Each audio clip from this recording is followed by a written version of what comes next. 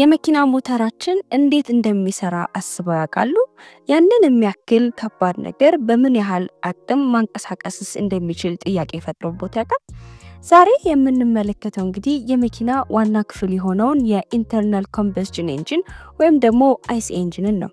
የመኪና ባለቤት ከሆናችሁ አሊያም ተማሪዎች እንዲሁም ደግሞ የመኪና ሞተር እንዴት ይሰራል ብላችሁ ጥያቄ ለፈጠረባችሁ ይህ ቪዲዮ ቆንጆ መልስን ይዞላችሁ መጥቷል። በቪዲዮ ላይ በኢንተርናል ኮምበስሽን ኢንጂን ውስጥ ስላሉ ክፍሎችና ስለሚሰሩት ዋና ስራ በጥልቀት እንመለከታለን። በመጀመሪያ የኢንተርናል ኮምበስሽን ኢንጂን የሚሰራው ነዳጅን ወይም ደግሞ ኬሚካል ኢነርጂን በኮምበስሽን ቻምበር ውስጥ በማቀጣጠል ወደ ሜካኒካል ኢነርጂ በመቀየር ነው። የኢንተርናል ኮምበስሽን ኢንጂን ወይም ደግሞ የመኪና ሞተራችን አሰራሩ በአራት አይነት ስትሮኮች የተከፋፈለ ሲሆን የመጀመሪያው ኢንቴክ ስትሮክ፣ ሁለተኛው ኮምፕሬሽን ስትሮክ፣ ሶስተኛው ደግሞ ፓወር ስትሮክ እና የመጨረሻው ደግሞ ኤግዞስት ስትሮክ ናቸው።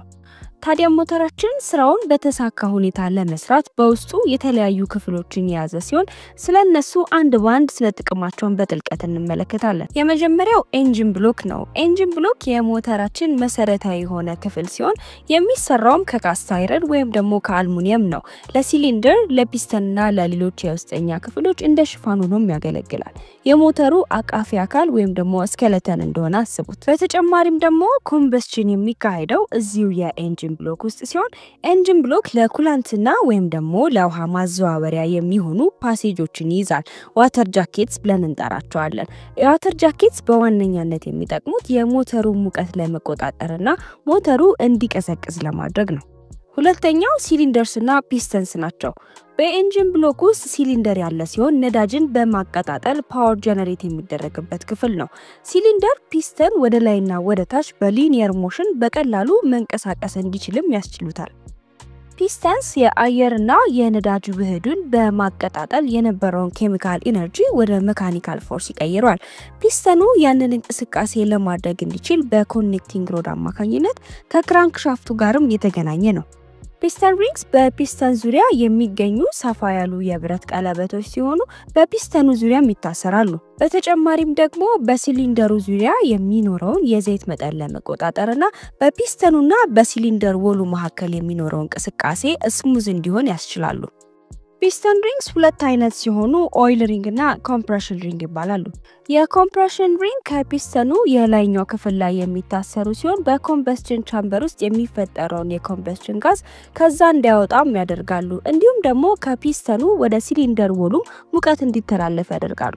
ኦይል ሪንግስ የሚገኙት የፒስተኑ የታችኛው ክፍል ላይ ሲሆን በሲሊንደር ወሉ ላይ የሚኖረውን የዘይት መጠን ይቆጣጠራሉ። እንዲሁም ደግሞ ፕሮፐር የሆነ ሉብሪኬሽን እንዲኖርና ወደ ኮምበስሽን ቻምበር ዘይት አልፎ እንዳይገባም ያደርጋሉ። ሶስተኛው ክራንክሻፍት ነው። ክራንክሻፍት የመኪናችን ሞተር ዋነኛ ክፍል ነው። ያለ ክራንክሻፍት መኪናን ማንቀሳቀስ የማይታሰብ ነው።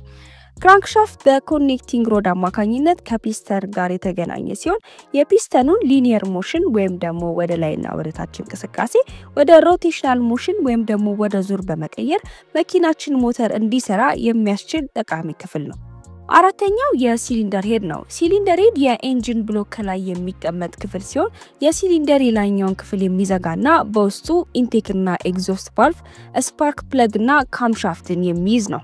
ሲሊንደር ሄድ ወደ ሲሊንደር ውስጥ የሚገባውን የአየርና የነዳጅ መጠን እንዲሁም ደግሞ ተቃጥሎ የሚወጣውን የአየር መጠን በዋነኛነት ይቆጣጠራል። አምስተኛው ቫልቭ ነው። ቫልቭ እንደ ጌት ኪፐር ሆኖ የሚሰራ ዋና ክፍል ሲሆን በኢንጂናችን ላይ ሁለት አይነት ቫልቮችን እናገኛለን፣ የኢንቴክ ቫልቭ እና የኤግዞስት ቫልቭ። ኢንቴክ ቫልቭ የአየርና የነዳጅ ውህድን በመክፈት ወደ ኮምበስሽን ቻምበር እንዲገባ ያደርጋሉ። ኤግዞስት ቫልቭ ደግሞ ከኮምበስሽን ቻምበር ውስጥ የሚወጣውን የተቃጠለ ጋዝ በመክፈት ከቻምበሩ እንዲወጣ ያደርጋሉ። ስድስተኛው ካምሻፍት ነው። ካምሻፍት በዋነኝነት የቫልቭ ታይሚንግን ቫልቭ በትክክለኛ ሰዓት መክፈትና መዝጋት እንዲችል የሚቆጣጠር ሲሆን ከክራንክሻፍቱ በሚመጣው ሮቴሽናል ሞሽን በታይሚንግ ቤልት ወይም ደግሞ በታይሚንግ ቼን አማካኝነት ከካምሻፍቱ ጋር በማገናኘት እኩል ከክራንክሻፍቱ ጋር እንዲዞር ይደረጋል። ያ ደግሞ ቫልቭ ታይሚንጉ በትክክል እንዲኖርና አራቱም የስትሮክ አይነቶች ሰዓታቸውን ጠብቀው እንዲሰሩ ያስችላል። ሰባተኛው ታይሚንግ ቤልት ወይም ደግሞ ታይሚንግ ቼን ነው። ታይሚንግ ቤልት ወይም ደግሞ ታይሚንግ ቼን በዋነኛነት የሚጠቅሙን ከክራንክሻፍት የሚመጣው ሮቴሽናል ሞሽን ቀጥታ ወደ ካምሻፍቱ ለማዘዋወርና እኩል የሆነ የሮቴሽናል እንቅስቃሴ እንዲኖራቸው ለማድረግ ነው። ስምንተኛው ኮኔክቲንግ ሮድ ነው። ኮኔክቲንግ ሮድ በዋነኛነት የሚጠቅመው ፒስተኑን ከክራንክሻፍቱ ጋር በማገናኘት የፒስተኑ ሊኒየር ሞሽን ወይም ደግሞ ወደ ላይና ወደ ታች እንቅስቃሴ ወደ ሮቴሽናል ሞሽን ለመቀየር የሚያስችል ክፍል ነው። ስምንተኛው ስፓርክ ፕለግ ነው። በቤንዚን መኪኖች ላይ ስፓርክ ፕለግ የአየርና የነዳጅ ውህዱ በትክክለኛው ሰዓት ስፓርክ በመፍጠር እንዲቀጣጠሉ በማድረግ ኮምበስሽን በሲሊንደር ውስጥ እንዲካሄድና ፒስተኑ በኃይል ወደ ታች በመወርወር ፓወር እንዲፈጠር ያደርጋሉ። ዘጠነኛው የፊውል ኢንጀክተርስ ናቸው። የፊውል ኢንጀክተርስ በናፍጣ ሞተር ላይ ወደ ኮምበስሽን ቻምበር አስፈላጊው ነዳጅ እንዲገባ ያደርጋሉ። አስረኛው የኦይል ፓን እና የሉብሪኬሽን ሲስተም ነው። የኦይል ፓን የሞተራችን የታችኛው ክፍል ላይ የሚገኝ ሲሆን በውስጡ የሞተር ዘይትን ያከማቻል። የሉብሪኬሽን ሲስተም ደግሞ በዋነኛነት የሚሰራው ሁሉም ተንቀሳቃሽ የሆኑ የሞተር ክፍሎች በአግባቡ በበቂ ሁኔታ ዘይት እንዲደርሳቸውና ፍሪክሽን እንዳይኖር ለማድረግ ነው። በተጨማሪም ደግሞ አላስፈላጊ የሆነ ሙቀት እንዳይፈጠርም ያደርጋሉ። በቀጣይ ደግሞ አራቱን የኢንተርናል ኮምበስሽን ኢንጂን ስትሮኮችን እናያለን። የመጀመሪያው የኢንቴክ ስትሮክ ነው። በዚህ ስትሮክ ጊዜ የአየርና የነዳጅ ውህዱ በቤንዚን መኪናዎች፣ በናፍጣ ደግሞ አየሩ ብቻ ወደ ኮምበስሽን ቻምበር የሚገባበት ስትሮክ ነው።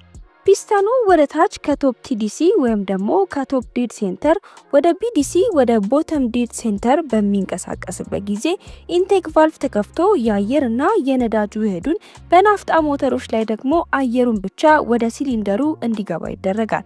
በዚህን ጊዜ ኤግዞስት ቫልቭ ዝግ ሆኖ ነው የሚቆየው። የፒስተኑ ወደ ታች መንቀሳቀስ ለአየርና ለነዳጅ ውህዱ ነፃ ቦታን ይፈጥርላቸዋል።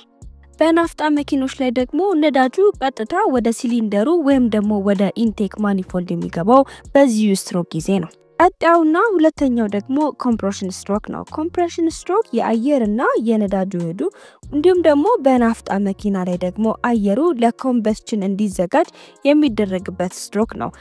ፒስተኑ ወደ ላይ በመንቀሳቀስ ከቦተም ዴድ ሴንተር ወደ ቶፕ ዴድ ሴንተር በመምጣት የአየርና የነዳጅ ውህዱን ኮምፕረስ በማድረግ ከፍተኛ የሆነ ፕሬሸርና ቴምፕሬቸር እንዲፈጠር በማድረግ ለፓወር ስትሮክ እንዲዘጋጁ ያደርጋቸዋል። በናፍጣ መኪኖች ጊዜ ኮምፕሬሽን ስትሮክ አየሩን በከፍተኛ ቴምፕሬቸር እንዲሞቅ በማድረግ ከነዳጅ ጋር በበቂ ሁኔታ እንዲቀጣጠሉ ለማድረግ ያዘጋጃል። ታዲያ በዚህ ስትሮክ ጊዜ ኢንቴክ ቫልቭና ኤግዞስት ቫልቭ ዝግ ሆነው ነው የሚቆዩት። ሶስተኛው የፓወር ስትሮክ ነው። በዚህ ስትሮክ ጊዜ ኮምፕረስድ የሆነው የአየርና የነዳጅ ውህድን በማቀጣጠል ፓወር እንዲፈጠር የሚደረግበት ስቴጅ ነው። ኮምፕሬሽን ስትሮክ ወደ ማለቁና ፒስተን ወደ ቶፕ ቲዲሲ ለመድረስ ሲቃረብ በቤንዚን ሞተር ላይ በስፓርክ ፕለግ አማካኝነት የአየርና የነዳጅ ውህዱ እንዲሁም ደግሞ በናፍጣ ሞተር ላይ ኮምፕረስ በተደረገው በሞቀ አየር ውስጥ ነዳጅ ኢንጀክት በማድረግ ኮምበስሽን እንዲፈጠር ይደረጋል። በኮምበስሽን ጊዜ በሚፈጠረው ከፍተኛ የሆነ ፕሬሸርና ፍንዳታ ፒስተን ከቶፕ ቲዲሲ ወደ ቦተም ቲዲሲ እንዲወረወር ያደርገዋል። በዚህ ሰዓት የኢንጂን ፓወር ይፈጠራል። በዚህ ስትሮክ ጊዜ ኢንቴክ ቫልቭም ኤግዞስት ቫልቭም ዝግ ሆነው ነው የሚቆዩት።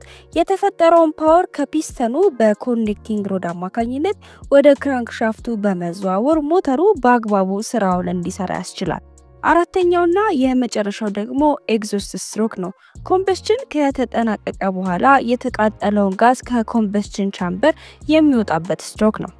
ፒስተኑም ከቦተም ዴድ ሴንተር ወደ ቶፕ ዴድ ሴንተር በመንቀሳቀስ የተቃጠለውን አየር በከፍተኛ ፕሬሸር በመግፋት ቀጥታ ሙሉ ለሙሉ ሲሊንደሩን ወይም ደግሞ ኮምበስሽን ቻምበሩን ለቆ እንዲወጣና ወደ ኤግዞስት ሲስተም እንዲገባ ያደርገዋል።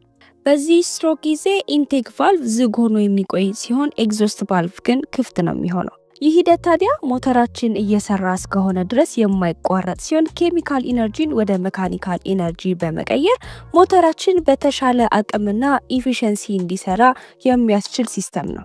እንግዲህ ተመልካቾቼ በዛሬው ቪዲዮአችን ላይ ዋና የሆኑትን የሞተር ክፍሎችንና አገልግሎታቸውን እንዲሁም ደግሞ የኢንተርናል ኮምበስሽን ኢንጂን እንዴት እንደሚሰራ ተመልክተናል። በቀጣይ ደግሞ ከኢንተርናል ኮምበስሽን ሲስተም ጋር አብረው ተያይዘው የሚገኙትን ሌሎች ሲስተሞችን በጥልቀት እንመለከታለን። በዛሬ ቪዲዮአችን ላይ ያላችሁን ሐሳብና አስተያየት ኮሜንት ላይ ጻፉልን። በቀጣይ በሌላ ፕሮግራም እስከምንገናኝ ድረስ ቸር ይቆዩን።